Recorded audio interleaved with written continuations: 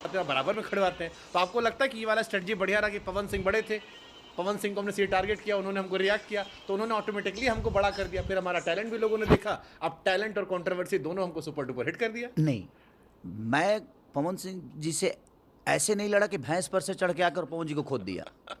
मैं पहले पवन जी के सामने बैठा, हाँ। पवन जी के सामने खड़ा हुआ, हाँ। पवन जी के कंपटीटर बना, हाँ।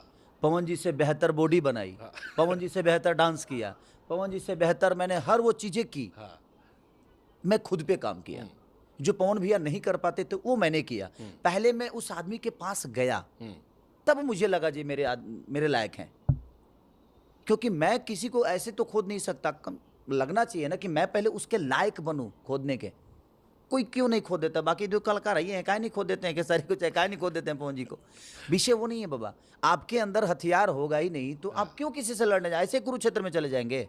अच्छा, वो वीडियो क्या था जिसमें आप दोनों नाच रहे हैं, बगल में काजल खड़ी, बड़ा जबरदस्त वायरल है वो, एकदम मेरे ही फिल्म का गाना था। मचा रखा उस गाने ने। हे राजा कहिला बियाह तू मोटा जाइबा हो, खैबा में हरी के हाथे त गोटा जाइबा हो। और फिर आप दोनों का डांस जो है, हाँ, हमारा वो एक हमारी वेब कंपनी के दिनेश जी हैं, हाँ, उन्हीं के रिसेप्शन था और उसी में हम सबका इनवाइट किया गया था, तो हम लोग उसी स्टेज पे थे और दोनों भाई उस दिन नाचे और नाच के बेचारे उस समय कंट्रोवर्सी में चल रहे थे हम लोग, इसलिए ज़्यादा वायरल हो गया। और हाँ, शायद उसके लिए कि पहली बार हम लोग, क्योंकि एक साथ नजर आ गए ना। ऐसे कभी नहीं हुआ कि हमारी उनसे पर्सनल दुश्मनी हुई। आज भी मेरे बड़े भाई हैं, हमेशा रहेंगे।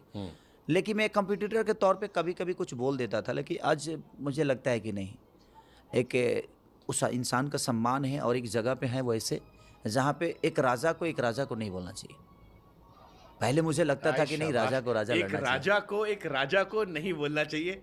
सम्मान भी है लेकिन मेंटेन भी अपना। गजब। शब्दों की बारीकियां बड़ी अच्छी होती है समझने में। चलिए इसे पूछ लेते हैं, ज्यादा अच्छा डांसर कौन है, पवन सिंह या खेसारी? ये तो दुनिया से पूछेगा तो बताएंगे, मैं खुद की तारीफ नहीं कर सकता ना। ज्यादा अच्छा एक्टर कौन है, पवन सिंह खेसारी? मैं खुद की तारीफ नहीं कर सकता। ज्यादा अच्छा सिंगर कौन है, पवन सिंह खेसारी? पवन सिंह। सिंगर ज्यादा बेहतर हो। ज्यादा गर्लफ्रेंड किसकी रही है, पवन सिंह या खेसारी? ये तो लोगों को पता होगा। ये भी लोगों को पता होगा, क्योंकि हम कभी गर्लफ्रेंड गिने ही नहीं। इतना काम करते हैं ना कि टाइम ही नहीं मिलता। सिंगल डिजिट में है, डबल डिजिट में हो गई थी? ये तो बता सकते हैं ना महाराज। सिंगल डिजिट मतलब 1 से 9 तक है या 9 के बाद 2 डिजिट में हो गई है, 10-11? मेरे जीवन में एक ही है। हाँ। और वो एक ही रहेगी।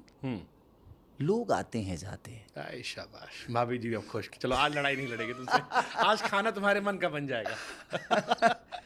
अच्छा, एक वीडियो और वायरल हुआ था जिसमें शायद आपने पवन जी को पिता बताया था, वो एडिटेड है या ओरिजिनल वीडियो है?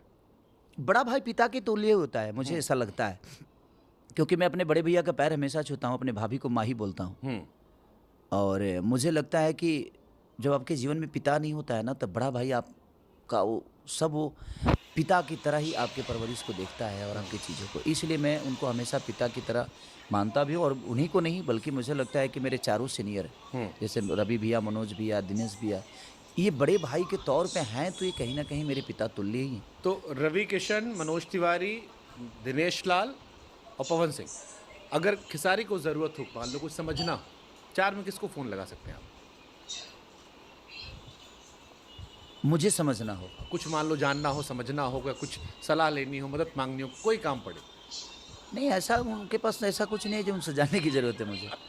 ईश्वर ने इतने पब्लिक दिया है। 4 में किससे कंफर्टेबल ज़्यादा आप है, किसके करीब आप ज़्यादा? मैं सबसे हूँ, ज़रूरत मेरी पड़ने पे सब लोग सबसे हूँ, लेकिन सबसे नहीं। मुझे कभी ज़रूरत पड़ी ही नहीं। मेरी ज़रूरत उतनी बड़ी है ही नहीं। मुझे अगर मेरे पास 5 करोड़ रुपए है तो मैं 3 करोड़ का सामान लेता हूँ, 2 करोड़ बैलेंस रखता हूँ। कब दिन बदल जाए पता नहीं। हाँ, पता नहीं ना मुझे।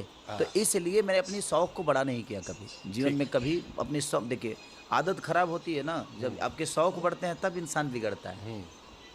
बिगड़ने का मतलब कि आपके शौक सारे में अवगुण कुछ है? अवगुण क्या है आप में? गुण तो 2 लोग देख लिए, नाच लेते हो बढ़िया, गा लेते हो बढ़िया, मौज काट लेते हो। हाँ, मेरे अवगुण क्या है? हाँ, अवगुण यही है कि मैं इमोशनल बहुत हूँ, रोते बहुत हो। और यहाँ इमोशनल लोग को लोग नहीं समझ सकते।